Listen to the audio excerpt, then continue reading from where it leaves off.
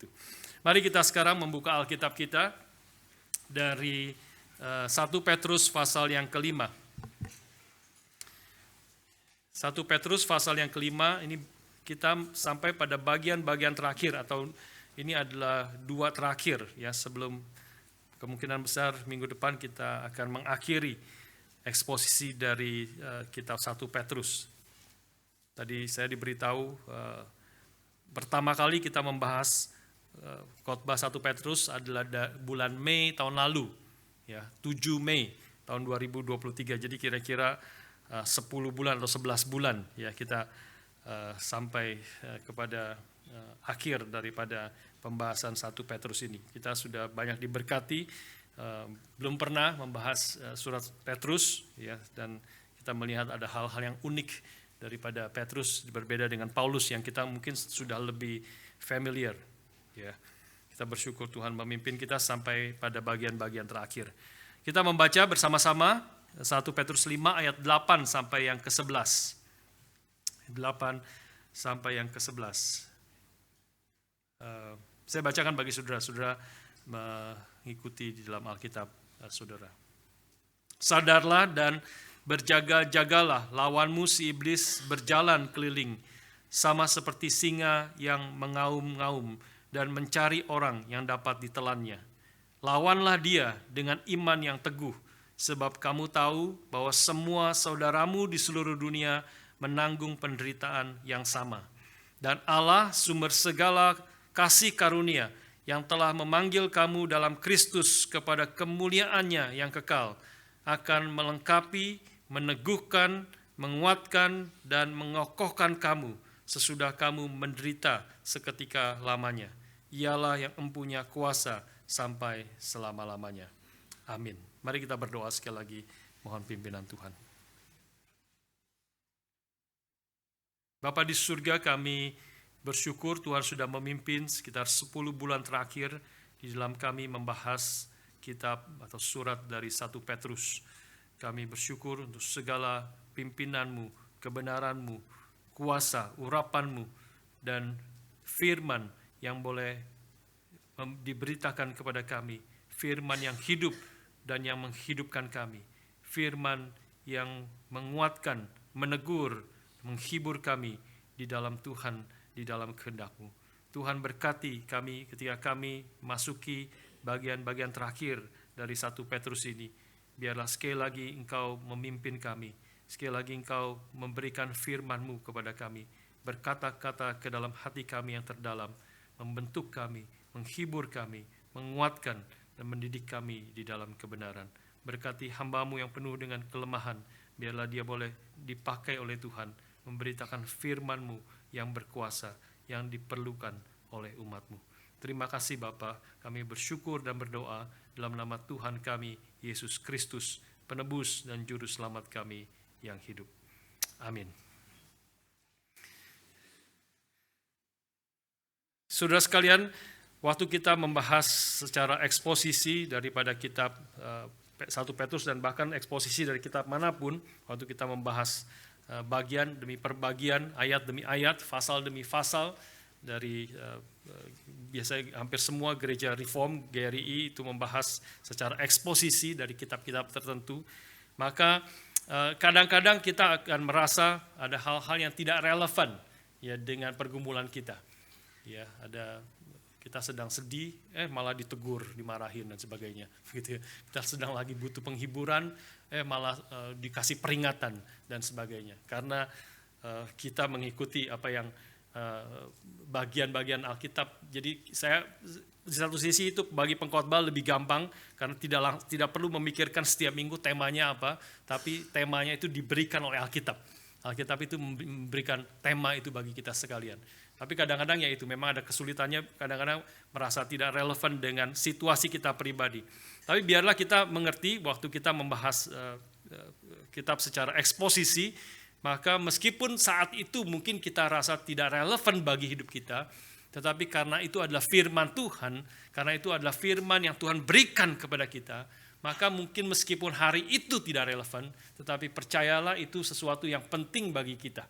sesuatu yang berharga bagi kita, sesuatu yang akan mempersiapkan kita mungkin untuk di masa-masa yang akan datang ketika kita menghadapi tantangan, kesulitan ataupun keadaan yang mungkin lebih relevan di dalam hidup kita pada saat itu. Karena itu dan salah satu kekuatan daripada kita membahas Alkitab secara eksposisi, yaitu kita membahas bukan hanya tema-tema yang dikuasai oleh pengkhotbah. Maka bukan hanya membahas tema-tema yang pengkhotbah senang dan comfortable untuk mengkhotbahkannya. Ada masa-masa, ada waktu-waktu yang bagian-bagian di dalam 1 Petrus kita menghadapi berkali-kali hal-hal yang saya tidak mungkin akan mengkhotbahkan bagian itu kalau tidak dipaksa oleh firman Tuhan itu sendiri. Kalau tidak dipaksa waktu kita eksposisi, akhirnya kita harus membahas tema itu karena tema itu diberikan oleh Alkitab itu sendiri.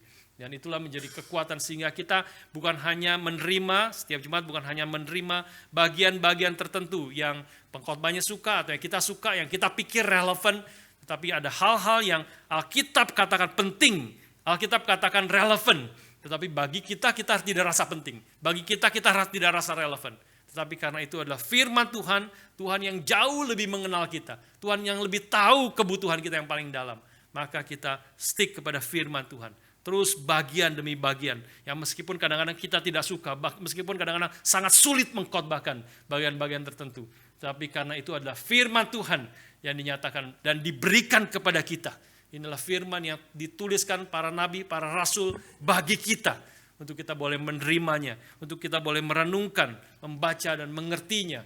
Maka kita perlu membahas itu sehingga kita boleh mengerti the whole counsel of God, seluruh perintah Allah, seluruh kehendak Tuhan yang Tuhan memang maksudkan untuk kita mengerti, untuk kita merenungkan, untuk kita mengaplikasikan di dalam kehidupan kita.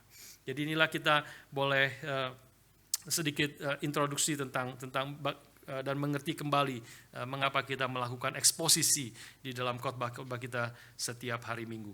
Nah, hari ini saudara sekalian, teks kita hari ini mungkin saya percaya banyak yang menjadi sesuatu yang relevan sebenarnya bagi kita sekalian, khususnya ketika Petrus di sini dalam bagian terakhir memberi perintah, memberi peringatan kepada kita untuk kita berjaga-jaga, untuk kita sadar, untuk kita melawan iblis dengan iman yang teguh dan sebagainya. Maka ini menjadi sesuatu yang saya percaya banyak relevan bagi kita sekalian.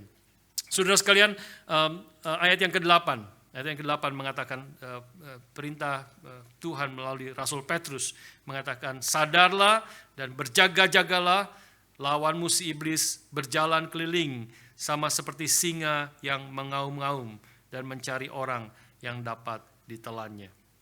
Saudara sekalian, musuh kita si iblis ini digambarkan seperti singa yang mengaum-ngaum. Ya, muncul pertanyaan, kenapa? Maksudnya apa? Maksudnya apa? Petrus menggambarkan iblis seperti singa yang mengaum-ngaum, yang mencoba atau berusaha mencari orang yang dapat ditelannya. Bukankah kalau singa itu dia mau menerkam mangsanya? Kita melihat di banyak dokumenter, ya, National Geographic, maka kita tahu singa itu akan mengendap-endap. Orang Jakarta bilang ngendep-ngendep gitu ya. Ngendep-ngendep, diam-diam, ya, sampai menunggu zebranya lengah atau kurusanya lengah, ya, sedang makan-makan tidak sadar, dan dia tiba-tiba keluar dan mengejar dan kemudian menerkam akan zebra atau apapun itu yang sedang diancamnya untuk dimakannya. Tetapi kenapa di sini dikatakan berjaga-jagalah, sadarlah, karena si iblis lawanmu itu keliling seperti singa yang mengaum-ngaum. Jadi ini bukan menekankan akan singa yang menyergap dengan diam-diam, ya. Itu gambaran iblis di dalam bagian yang lain. Gambaran iblis seperti ular yang diam-diam, ya, yang diam-diam berjalan tanpa ada suara dan tiba-tiba menerkam akan musuh yang akan atau makanan yang dia mau makan itu. Ini bukan gambaran seperti demikian. Di sini Petrus menggambarkan gambaran yang berbeda dari iblis, aspek yang berbeda, yaitu dia mau menekankan waktu mengatakan iblis itu seperti singa yang berjalan, yang mengaum, berjalan mencari orang yang dapat ditelannya. Dia mau menggambarkan singa atau si iblis ini di dalam kekuatannya. Di dalam kekuatannya. Seperti singa dan yang menyatakan, dia tidak diam-diam, tetapi dia menyatakan kekuatannya, kuasanya untuk menghancurkan dan membinasakan kita. Dan kalau kita tidak punya senjata untuk menghadapi singa, dia tidak diam-diam, dia mengaum dengan keras di hadapan kita, memberi ketakutan kepada kita, mengancam kita. Dan kalau kita tidak punya senjata untuk melawan singa yang mengaum itu, maka habislah kita. Ini menjadi peringatan. Ini yang mau ditekan oleh Petrus dengan menggambarkan iblis seperti singa yang mengaum. Sudah sebelum bicara tentang senjata untuk melawan iblis ini, maka kita perlu mengerti waktu Petrus mengatakan singa yang mengaum itu, maksudnya apa? Di dalam hal apa singa mengaum? Di dalam hal apa dia menyatakan kekuatannya dan ancamannya kepada orang-orang Kristen? Maka ayat 9 memberikan kepada kita penjelasan akan hal itu. Ayat 9 menekankan, lawanlah dia dengan iman yang teguh, sebab kamu tahu bahwa semua saudaramu di seluruh dunia menanggung penderitaan yang sama. Nah, jadi saudara lihat kaitan 8 dan 9, ya, singa yang mengaum, singa yang mengancam, singa yang menyatakan kekuatannya di dalam hal apa? Di dalam hal penderitaan yang dia berikan dan timpakan kepada umat Tuhan. Karena itu semua lawanlah dia dengan iman yang teguh. Kenapa? Sebab kamu tahu bahwa semua saudaramu di seluruh dunia menanggung penderitaan yang sama. Yang sama dengan siapa? Dengan yang mereka sedang hadapi. Teman-temanmu, saudara-saudaramu di luar sana, di dunia sana juga sedang mengalami penderitaan yang sedang kau alami. Nah, di dalam konteks itulah maka ini mau menggambarkan singa yang mengaum, yang menyatakan kuasanya, yang mengancam dan ingin menelan akan umat Tuhan melalui penderitaan yang dia lakukan dengan segala cara untuk mengancam umat Tuhan. Hal ini semakin jelas kalau kita misalnya melihat contoh di dalam Wahyu pasal yang kedua. Nah, saya bacakan bagi saudara yang mau buka juga silakan.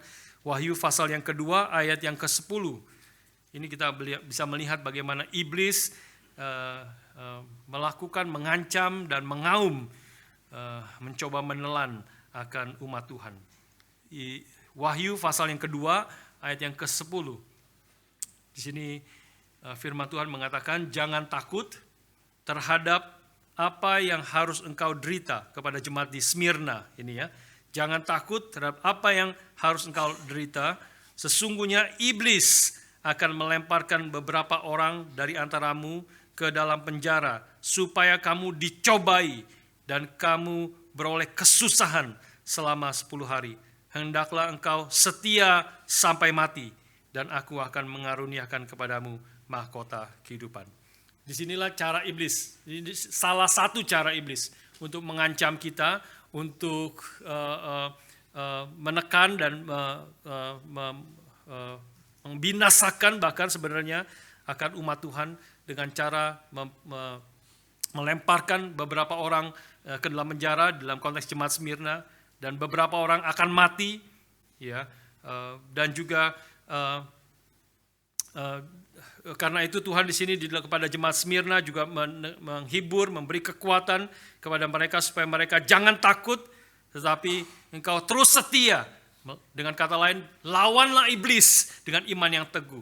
Dan ketika engkau setia sampai apa? Setia sampai mati, maka engkau akan dapat mahkota kehidupan yang dijanjikan oleh Tuhan. Kalau di dalam bahasa 1 Petrus, maka engkau akan diperlengkapi, kau akan diteguhkan, kau akan dikuatkan, dan kau akan dikokohkan oleh Tuhan sendiri ketika engkau melawan akan pencobaan yang dilakukan iblis dengan iman yang teguh. Saudara sekalian, artinya saudara sekalian melihat bagian ini kita mengerti bahwa ketika kita melawan dengan iman yang teguh, ketika kita berjaga-jaga dan berwaspada menghadapi iblis yang berkeliling seperti singa yang mengaum akan menelan kita, maka tidak berarti ketika kita melakukan kehendak Tuhan, ketika kita setia kepada Tuhan, maka tidak berarti kita tidak mungkin mati. tidak berarti kita tidak mungkin mati. Karena kepada orang Smyrna, jemaat di Smyrna, Tuhan Yesus mengatakan, kau setia. Kau sebagian akan dipenjara, bahkan mengalami kesulitan, penderitaan, tetapi engkau setialah. Setia sampai kapan? Setia sampai mati. Ada waktunya Tuhan mengizinkan itu terjadi dalam umat Tuhan, dan manusia, orang-orang Kristen bisa di dalam segala kesulitan, pergumulan, yang pencobaan dan penderitaan yang dikerjakan oleh orang-orang yang tidak takut akan Tuhan, yang dikuasai dan dipakai oleh iblis, maka bisa saja orang-orang Kristen itu setia, mereka setia sampai mati. Berarti artinya ketika kita setia kepada Tuhan, hidup melawan setan dan hidup mau setia di dalam kehendak Tuhan, maka bukan berarti kita tidak mungkin mati, tetapi berarti iblis tidak mungkin membunuh jiwa, roh, hidup yang Tuhan telah berikan. Tuhan Yesus mengatakan, janganlah takut kepada orang-orang, kepada iblis atau orang yang bisa membunuh tubuhmu, tetapi takutlah kepada Dia yang bisa membunuh bukan hanya tubuhmu, tapi jiwamu sampai selama-lamanya. Saudara sekalian, iblis bisa mengancam, bisa mencoba menelan, dan bisa mencoba membinasakan kita. Dan kita orang-orang Kristen, anak-anak Tuhan yang beriman, percaya kepada Tuhan, maka kita perlu sadar bahwa waktu mengikut Tuhan, waktu mau setia kepada Tuhan, melawan kehendak daripada iblis yang menekan kita, maka kita perlu sadar bahwa kita mungkin bisa mati di dalam melakukan kehendak Tuhan. Mungkin bisa mati di dalam kesetiaan kita kepada Tuhan. Tetapi kematian kita tahu bukanlah akhir. Kematian secara fisik bukanlah akhir daripada hidup kita. Kita akan diberi mahkota kehidupan, sukacita, dan kehidupan yang kekal bersama-sama dengan Tuhan sampai selama-lamanya. Saudara sekalian, sikap seperti ini mengerti sikap bahwa seperti orang-orang Kristen ketika mengalami kesulitan, tantangan, ancaman, maka mereka memiliki sikap paling aku mati, gitu ya. Paling aku mati. Artinya tidak takut mati. Sepanjang aku akan terus setia pada Tuhan, hidup di dalam kehendak Tuhan, maka paling banyak adalah aku mati. Mati secara fisik. Nah, ini adalah sikap yang di dalam sejarah pernah terjadi di dalam satu masa di dalam sejarah kekristenan, adalah sikap yang sangat membuat orang Kristen sangat dihormati sekaligus sangat ditakuti oleh orang-orang di dalam dunia ini. Karena mereka tidak akan kompromi. Mereka terus hidup di dalam kehendak Tuhan, mereka terus setia kepada Tuhan apapun ancamannya, apapun yang khususnya oleh penguasa-penguasa yang tidak takut akan Tuhan, penguasa-penguasa komunis, negara-negara komunis yang mengancam, menyiksa, memenjarakan, bahkan membunuh akan hamba-hamba Tuhan di dalam masa pada saat itu. Tapi orang-orang Kristen terus bertahan, terus beriman di dalam segala dihancurkan seperti apapun, kesulitan seperti apapun, mereka terus beriman kepada Tuhan. Dan itu adalah satu kesaksian yang indah dan membuat orang-orang Kristen adalah orang-orang yang dihormati, sekaligus ditakuti oleh orang-orang dunia ini. Ketika Stefanus dirajam mati karena kesaksiannya, karena imannya kepada Tuhan, maka kemudian setelah itu banyak orang-orang menjadi percaya karena kagum melihat akan iman daripada Stefanus yang terus setia di tengah segala ancaman, bahkan di tengah rajaman batu, dia masih berdoa, Bapa ampunilah mereka, karena mereka tidak tahu apa yang mereka perbuat. Saudara sekalian, itulah sikap orang-orang Kristen yang Petrus ingin ajarkan kepada kita di dalam bagian terakhir ini. Tentu kita perlu mengerti, ya, kita perlu mengerti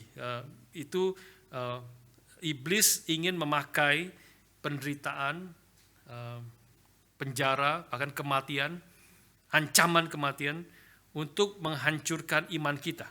Nah, ini yang kita karena itu Petrus memberi peringatan, sadarlah, berjaga-jagalah, lawanlah dia dengan iman yang teguh, karena memang ini ancaman yang serius. Melalui kesulitan, melalui penderitaan yang dialami anak-anak Tuhan, maka iblis memang bertujuan untuk mencari orang yang dapat ditelannya. Ditelannya, dia bukan hanya ingin melukai kita, dia bukan hanya ingin membuat kita susah, tetapi dia memang ingin menelan, memakan kita sampai habis. Ya, sebisa mungkin dia akan membawa sebanyak mungkin orang bersama-sama dengan dia di dalam neraka hukuman kekal daripada Tuhan. Dia tahu dia akan dihukum kekal, tapi dia ingin juga bawa sebanyak mungkin orang bersama-sama dengan dia.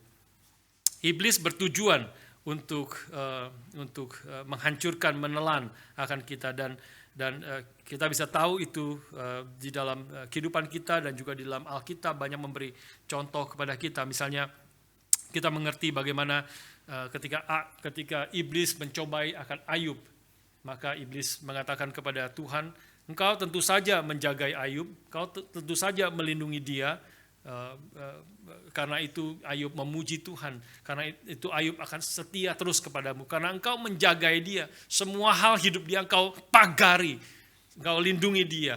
Tidak heran Ayub adalah orang yang mencintai engkau, beribadah kepada Tuhan, hidup sesuai dengan kehendakmu. Maka iblis memberi proposal, coba engkau apa-apakan akan seluruh miliknya, hancurkan semua apa yang dia miliki. Pasti dia akan kemudian mengutuki engkau dan meninggalkan engkau. Maka Tuhan berkata, baik, lakukan itu. Dan iblis menghancurkan semua miliknya, anak-anaknya, rumahnya, harta bendanya, ternaknya, semua dihabiskan pada satu hari. Tetapi Ayub di situ lolos daripada ujian, karena dia mengatakan, Tuhan yang memberi, Tuhan juga yang mengambil. Terpujilah nama Tuhan. Maka iblis gagal di situ.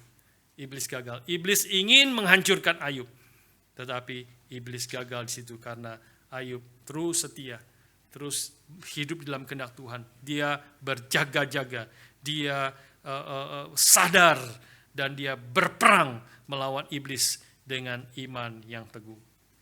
Tapi kita perlu mengerti bahwa itu adalah sesuatu yang real, ya. Kesulitan itu, penderitaan itu sesuatu yang real, bahkan di dalam hidup Tuhan Yesus sendiri. Kita mengetahui setelah Yesus berpuasa selama 40 hari 40 malam, maka iblis datang kepada Yesus dan berkata, jikalau engkau anak Allah, ubahlah batu ini menjadi roti. Maka apa yang dikatakan iblis di situ, jikalau engkau anak Allah, betulkah engkau anak Allah?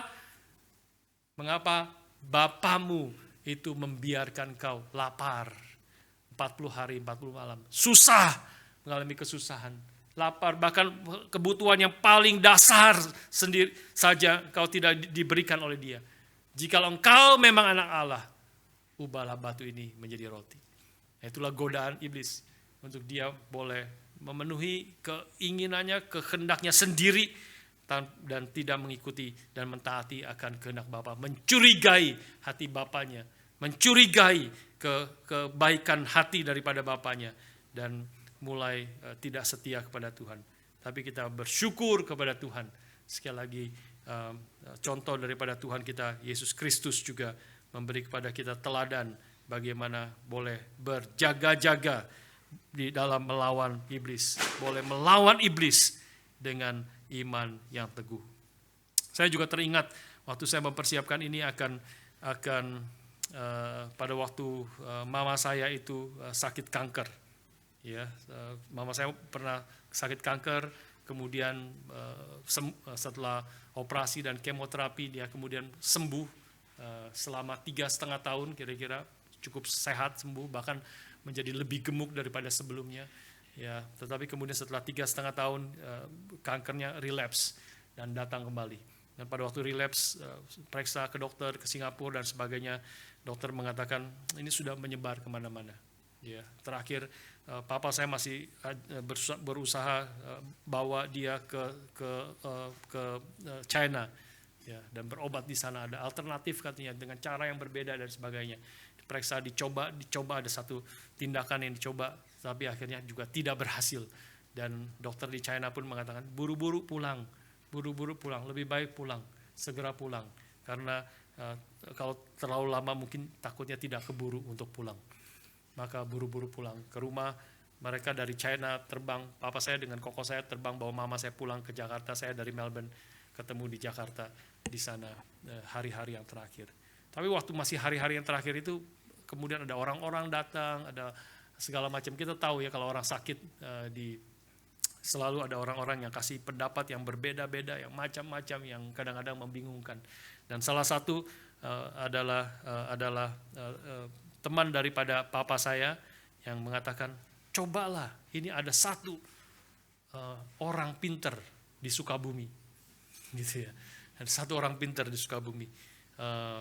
Kita coba saja, gitu ya. Kita nggak ada ruginya, bukan? Coba saja ke sana dan katanya orang itu pernah saya dengar itu ada orang yang sudah sakit, sudah mau mati, akhirnya datang ke sana, akhirnya disembuhkan. Ya, ini orang pinter, ya orang pinter. Ya dukun dengan kata lain, ya dukun-dukun seperti itu.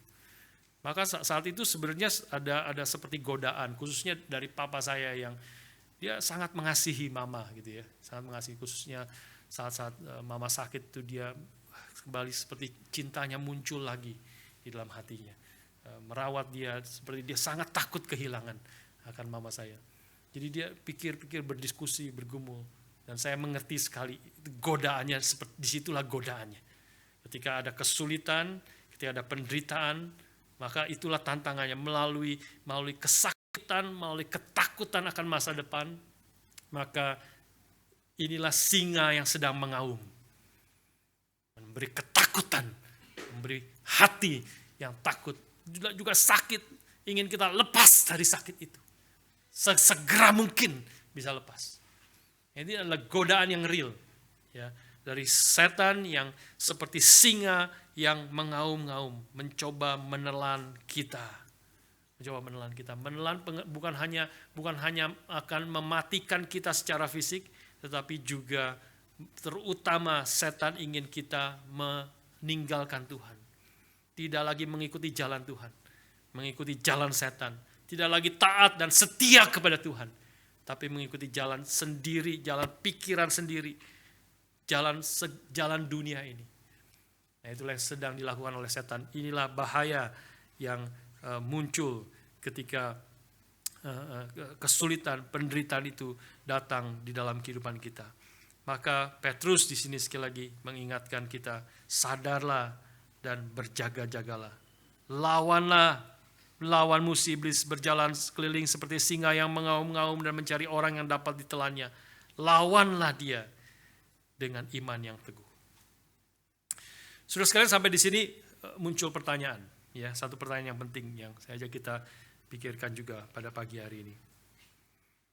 Apakah orang Kristen, apakah anak-anak Tuhan sesungguhnya yang sudah lahir baru itu sebenarnya bisa ditelan oleh iblis? Iblis mau menelan, mau menghancurkan. Tapi sebenarnya apakah orang Kristen itu bisa ditelan oleh iblis? Dia ingin memakan, menelan orang-orang Kristen, anak-anak Tuhan. Jawaban ini, pertanyaan dari jawaban ini, apakah sebenarnya orang-orang Kristen itu, iblis tentu ingin menelan, ingin menghancurkan kita, tetapi apakah sebenarnya orang-orang Kristen itu sebenarnya bisa pada akhirnya ditelan dan dibinasakan oleh iblis sampai selama-lamanya? Maka jawabnya adalah ya dan tidak. Jawabnya adalah yang tidak. Atau dengan kata lain, atau mungkin pertanyaan yang jawaban ya tidak itu, mungkin pertanyaannya seperti ini. Apakah berarti waktu kita diperintahkan untuk melawan iblis dengan iman yang teguh, apakah berarti iman kita itu yang menentukan apakah iblis itu berhasil menelan kita atau tidak? Jadi pertanyaannya saya ralat ya. Tadi kalau pertanyaannya apakah ultimately iblis bisa menelan kita, menghancurkan, membinasakan kita, mungkin jawabannya tidak. Ya, tetapi kalau pertanyaannya adalah apakah iman kita, karena di sini diperintahkan ayat 9, lawanlah dia dengan iman yang teguh. Ya, kita diperintahkan untuk melawan. Ya, iblis ingin menghantam kita, kita diperintahkan untuk melawan. Tapi pertanyaannya, apakah sebenarnya kita bisa kalah ultimately? Atau dengan kata lain, apakah berarti iman kita itu yang menentukan apakah iblis berhasil menelan kita atau tidak?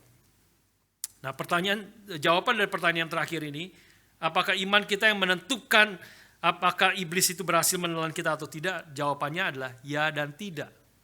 Jawabannya. Ya dalam pengertian apa? Ya dalam pengertian bahwa kita sebagai anak-anak Tuhan perlu percaya kepada janji Tuhan. Kita perlu memegang teguh akan firman Tuhan. Karena tanpa iman tidak ada seorang pun yang dibenarkan oleh Allah. Kita perlu berjaga-jaga, kita perlu sadar, dan kita perlu berperang dengan setan dengan iman yang teguh. Karena tanpa iman kita tidak akan menang dan berhasil mengalahkan godaan daripada iblis. Tetapi juga jawaban daripada sisi yang lain, apakah iman kita itu yang menentukan apakah iblis berhasil menelan kita atau tidak? Jawabannya adalah juga tidak. Ya, tidak, karena apa? Karena ultimately bukan iman kita yang menjaga kita ditelan oleh iblis atau tidak. Tetapi ultimately adalah Allah sendiri yang akan memelihara kita. Inilah yang dikatakan di dalam ayat yang ke-10. Ya, ayat yang ke-10. Dan setelah perintah untuk kita sadar, berjaga-jaga, perintah untuk kita melawan iblis dengan iman yang teguh, maka ayat yang ke-10 memberikan jaminan kepada kita. Dan Allah, sumber segala kasih karunia, yang telah memanggil kamu dalam Kristus kepada kemuliaannya yang kekal, akan melengkapi, meneguhkan, menguatkan, dan mengokohkan kamu sesudah kamu menderita seketika lamanya. Ya betul, kita harus berjuang. Ya betul, kita harus melawan iblis dengan iman yang teguh. Tetapi ultimately bukan karena iman kita, bukan karena kekuatan kita, bukan karena perjuangan kita. Tetapi kekuatan iman kita, perjuangan kita, ketaatan dan kesetiaan kita adalah kita bisa melakukan itu. Karena ditopang oleh Tuhan. Karena Tuhan yang memelihara kita, Allah sumber kasih karunia yang telah memanggil kamu dalam Kristus kepada kemuliaan yang kekal. Dia yang akan melengkapi kita, dia akan meneguhkan kita, menguatkan kita, dan mengokohkan kita sesudah kita menderita sekian lamanya. Jadi ini dua hal yang penting, dua hal yang juga kalau kita mengingat pasal yang pertama dalam 1 Petrus juga sudah sebenarnya pernah kita singgung di dalam bagian itu. Saya bacakan sebagai saudara 1 Petrus 1 ayat yang ketiga sampai yang kelima. Di situ Petrus mengatakan, terpujilah Allah dan Bapa Tuhan kita Yesus Kristus, yang karena rahmat-Nya yang besar telah melahirkan kita kembali. Ini pekerjaan Tuhan, melahirkan kita kembali oleh kebangkitan Yesus Kristus dari antara orang mati kepada suatu hidup yang penuh pengharapan, untuk menerima suatu bagian yang tidak dapat binasa, yang tidak dapat cemar, dan yang tidak dapat layu, yang tersimpan di sorga bagi kamu. Ini adalah pekerjaan Tuhan, melahirbarukan kita dan mempersiapkan kita menerima hidup yang penuh pengharapan. Ayat yang kelima, yaitu kamu, siapa orang-orang yang telah lahir baru ini? Yaitu kamu yang dipelihara dalam kekuatan Allah karena imanmu. Sementara kamu menantikan keselamatan yang telah tersedia untuk dinyatakan pada zaman akhir. Jadi ultimately Tuhan yang akan memelihara kita, Tuhan yang akan memimpin kita, Tuhan yang akan meneguhkan kita, mengokohkan kita, menjaga kita. Tetapi bukan berarti kalau Tuhan yang mengerjakan itu, kita tidak perlu berbuat apa-apa. Kita berpangku tangan dan kita membiarkan Tuhan bekerja di dalam hidup kita dan kita tidak melakukan apa-apa. Tidak. Perintah Tuhan 1 Petrus dan pasal yang kelima ayat yang teks kita hari ini mengingatkan kita. Pasal yang pertama mengingatkan kita bahwa Tuhan akan memelihara kita. Memang betul Tuhan akan menjaga kita, tetapi Dia juga menjaga kita melalui iman yang teguh. Kita perlu bersandar kepada Tuhan. Kita sendiri perlu setia kepada Tuhan. Hidup dalam kehendak Tuhan. Dan Tuhan Dan orang-orang yang sudah lahir baru, orang-orang Kristen yang sejati, akan setia kepada Tuhan. Tuhan akan pelihara, bukan berarti sempurna, bukan berarti tidak bisa jatuh dan gagal. Tetapi di dalam kegagalan Tuhan akan angkat lagi. Tuhan akan bangkitkan lagi. Tuhan akan kokohkan. Sehingga dia terus boleh setia dan melawan iblis dengan iman yang teguh itu. Jadi iman kita perlu, kita setia perlu. Tetapi waktu kita berjuang kita tahu bukan iman kita, bukan kekuatan kita yang mengalahkan iblis. Yang memampukan kita berdiri teguh, yang memampukan kita boleh setia terus kepada Tuhan. Tapi Tuhan yang memelihara, Tuhan yang memimpin, Tuhan yang memberi kekuatan kepada kita. Saudara-saudara, ini dua hal yang penting yang harus kita pegang, harus kita mengerti dua-duanya. Alkitab di satu sisi, kalau kita hanya berpikir bahwa segala kesulitan, tantangan, dan segala cobaan yang kita alami, kita ultimately bisa berhasil karena perjuangan kita, karena kekuatan kita. Maka ini menjadi sesuatu yang juga kita bisa jatuh di dalam hidup yang bersandar kepada diri, bukan bersandar kepada Tuhan. Hidup yang bergantung kepada diri, yang ultimately kitalah yang menentukan apakah kita diselamatkan atau tidak diselamatkan. Tapi di sisi lain, kalau kita melupakan ada tanggung jawab kita, ada tanggung jawab kita yang harus kita lakukan. Kita hanya mengatakan Tuhanlah yang berdaulat, Tuhan yang berkuasa atas segala sesuatu, maka kita bisa jatuh kepada apa yang disebut sebagai hyper Calvinism. Ya, mungkin salah satu istilah hyper Calvinism yaitu menganggap dan percaya Tuhan yang berdaulat atas segala sesuatu, tetapi kemudian menghilangkan tanggung jawab kita. Menganggap kita tidak perlu berjuang. Menganggap kita karena segala sesuatu ditentukan Allah. Karena semuanya adalah pekerjaan Tuhan. Tuhan yang akan melengkapi, meneguhkan, menguatkan, mengokohkan kamu. Jadi kita diam saja karena dia semua yang mengerjakan itu bagi kita. Ini menjadi satu kesalahan yang lain. Alkitab menegaskan dua-duanya. Antara tanggung jawab kita adalah manusia yang bertanggung jawab. Tetapi Tuhan memang Tuhan yang berdaulat atas segala sesuatu.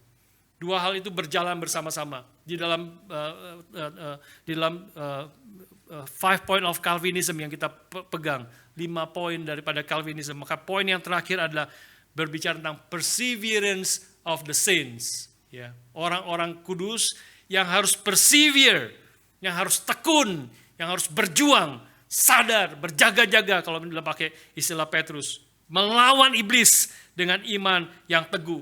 Itu adalah persevere of the saint. Tapi waktu kita mengerti perseverance of the saint adalah kita tahu bahwa orang-orang Kristen, orang-orang kudus, anak-anak Tuhan yang sejati yang sudah lahir baru, dia bisa persevere, dia bisa tekun, dan dia akan tekun sampai akhir. Perseverance of the saint, sampai akhir dia akan setia. Bukan sempurna, sekali lagi, sempurna hanya tiba nanti ketika kita bertemu muka dengan Tuhan. Tetapi iman yang sejati itu akan terus bertahan. Karena apa? Karena Tuhan yang memampukan. Tuhan yang memelihara. God preserves us by enabling us to persevere. Allah yang memelihara akan umatnya. Allah yang akan meneguhkan, melengkapi, mengokohkan, menguatkan akan umatnya. Dengan memampukan kita untuk bertekun di dalam iman. Dengan memampukan kita untuk berjuang setia sesuai dengan kehendak Tuhan. Jadi kesetiaan kita perlu, perjuangan kita perlu, tetapi perjuangan kita lakukan dengan hati yang teduh, karena kita tahu Tuhan yang pelihara, Tuhan yang pimpin, Tuhan yang menjaga semuanya, sehingga sampai pada akhirnya kalau kita bisa selesai, kita tahu bahwa semua adalah anugerah Tuhan, semua adalah pertolongan Tuhan yang Tuhan telah berikan kepada kita. Inilah janji Tuhan di dalam ayat yang ke-10 dan ayat yang ke-11. Ya, tadi 10 kita sudah mengutip dan 11 terakhir.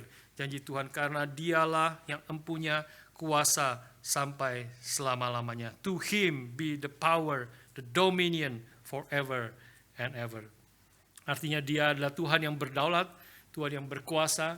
Iblis tidak paling berkuasa. Iblis bisa ingin mencoba mengancam, menelan, tetapi tidak akan ultimately menelan umat Tuhan. Karena ini adalah umat Tuhan yang Tuhan telah tebus, telah diberikan hidup yang baru yang dari Roh Kudus yang tidak mungkin siapapun bisa mematikan lagi, termasuk setan. Tidak mungkin iblis mematikan hidup yang baru yang Tuhan telah berikan kepada kita. Tetapi kita boleh setia, kita boleh berjuang di dalam kehendak Tuhan. Dan perjuangan kita adalah karena Tuhan yang pelihara, jaga, dan pimpin daripada kehidupan kita. Saudara sekalian, karena disitulah kita bersyukur karena Tuhanlah yang berkuasa sampai selama-lamanya. Dia yang telah memulai pekerjaan baik, Dia pasti akan menyelesaikannya di dalam hidup kita.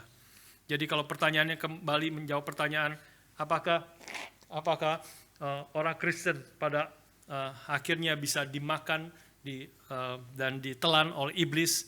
Jawabannya adalah tidak. Tidak, karena ini adalah Tuhan yang telah bekerja, Dia yang telah memanggil kamu dalam Kristus, dalam kemuliaannya yang kekal. Ini mirip dengan Roma pasal yang ke-8 juga. Dia yang telah memanggil kita, Dia pasti akan membenarkan kita. Dia yang membenarkan kita, Dia pasti akan memuliakan kita. Itulah pekerjaan Tuhan. Ini semua apa yang Tuhan kerjakan. Tetapi kita tahu bahwa pekerjaan Tuhan itu Dia akan bekerja melalui iman kita. Kita perlu beriman, memegang Dia, hidup setia di dalam kehendak Tuhan. Dan Tuhan akan memelihara kita sampai selama-lamanya. Dia yang telah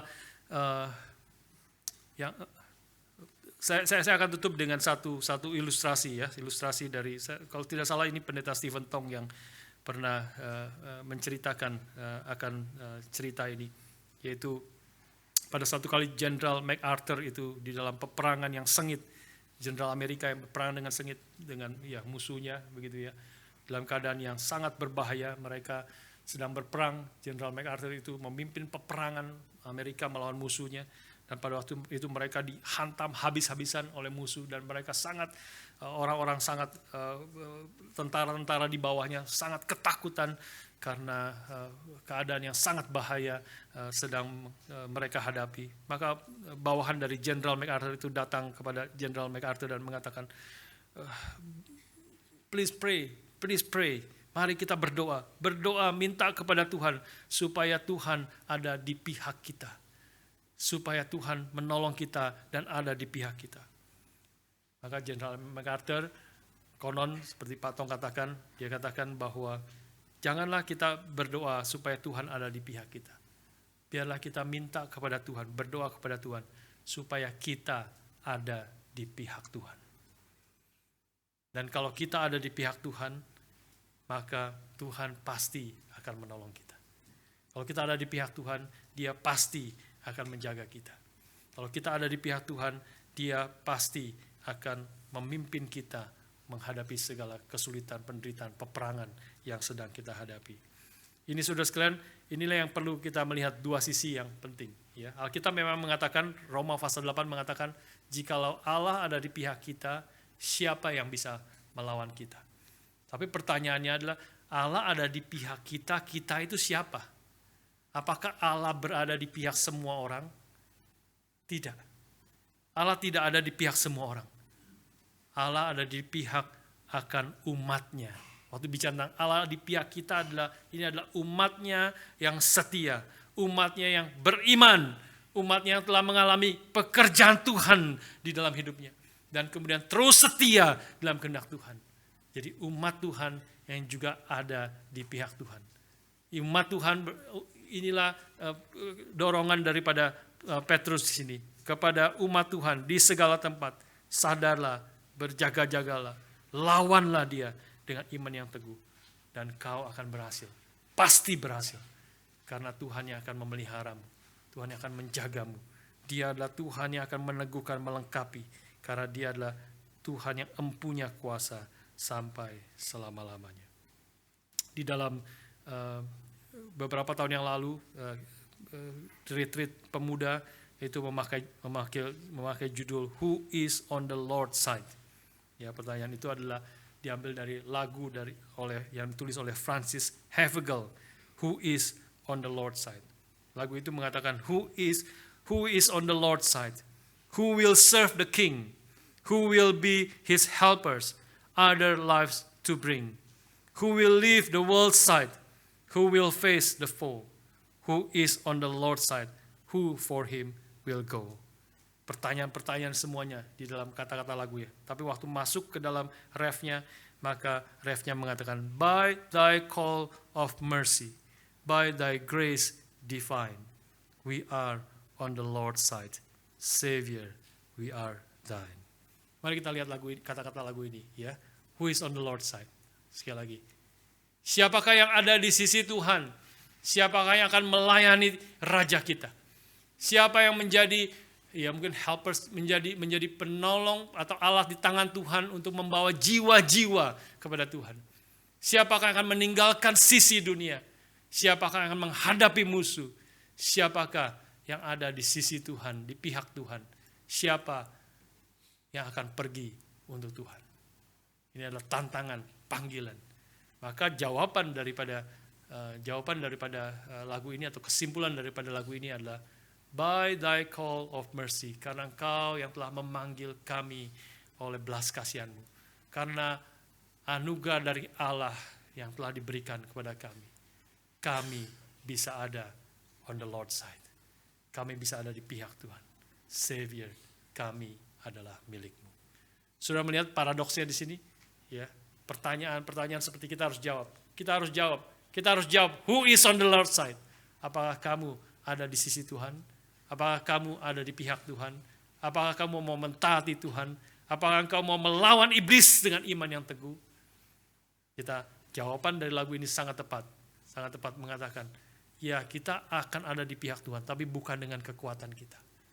Kita akan berjuang dengan iman, tapi bukan dengan kekuatan iman kita bisa melawan iblis. Hanya karena belas kasihan Tuhan, hanya karena anugerah Tuhan yang telah memanggil aku, yang telah menyelamatkan aku, dan Dia akan memimpin aku, meneguhkan, mengokohkan iman kita. Kita akan ada di sisinya Tuhan, di pihak Tuhan, karena Dia adalah juru selamat kita, yang telah mati bagi kita, dan yang akan memimpin kita sampai selama-lamanya.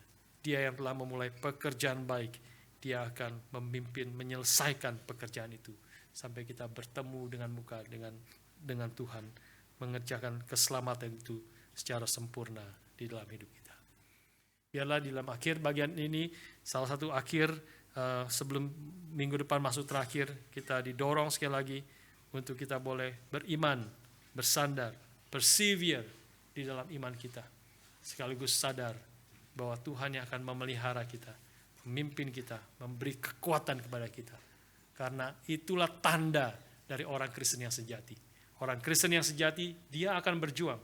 Orang Kristen yang sejati, dia tidak akan tinggal diam di dalam kesulitan, penderitaan, godaan iblis yang mencoba menelan kita. Tanda orang Kristen yang sejati, dia adalah dia akan berjuang melawan iblis. Dia akan terus berjuang, bertekun di dalam imannya. Dia akan sadar dan berjaga-jaga untuk melawan godaan daripada iblis. Bukan berarti sempurna sekali lagi, tapi kita akan terus hidup. Ada hidup yang Tuhan berikan. Dia tidak akan tenang di dalam dosa. Tidak akan tenang hidup melawan Tuhan. Dia akan terus hidup melawan setan dan berjuang dengan kekuatan dari Tuhan. Di dalam kehendak Tuhan, setia melakukan apa yang Tuhan kehendaki. Itulah kalimat yang juga sekali lagi Pendeta Siventong suka tulis di dalam kitab Alkitab yang kalau minta Pak Tong tanda tangan, maka dia biasanya mengutip tadi ayat daripada Wahyu pasal yang kedua, setia sampai mati. Setia sampai mati. Bahkan kalau sampai mati pun kita akan setia kepada Tuhan. Karena kita tahu kematian pun tidak akan memisahkan kita dari kasih Allah di dalam Kristus. Biarlah kita boleh didorong semakin setia berjuang di tengah-tengah dunia yang berdosa ini dengan iman yang teguh, dengan hati yang bersandar kepada Tuhan. Amin. Mari kita berdoa bersama-sama.